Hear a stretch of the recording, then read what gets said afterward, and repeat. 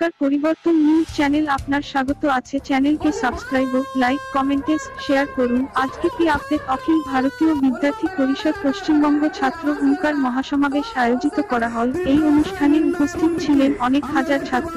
সভায় বক্তব্য রাখলেন আশিস চৌহান রাষ্ট্রীয় সংগঠন সম্পাদক, নিধি ত্রিপাঠী রাষ্ট্রীয় সাধারণ সম্পাদক, বিনিতা হিন্দুয়ার রাষ্ট্রীয় সম্পাদক, সপ্তর্ষি সরকার রাষ্ট্রীয় সম্পাদক, সুরঞ্জন সরকার প্রান্ত সম্পাদক এবং অন্য প্রতিনিধিরা। এখানে ছাত্র পরিবর্তন হুঙ্কার ভরছেন এবং বঞ্চনা ও বঞ্চিত নিয়ে বেশ উত্থাপিত করলেন। নারী সুরক্ষিত হচ্ছে না, শিক্ষানীতি নেই, মুসলিম তোষণ বিরুদ্ধে প্রতিবাদে করলেন। আগামী দিনগুলিতে পরিবর্তন ছাত্র হাতে আছে।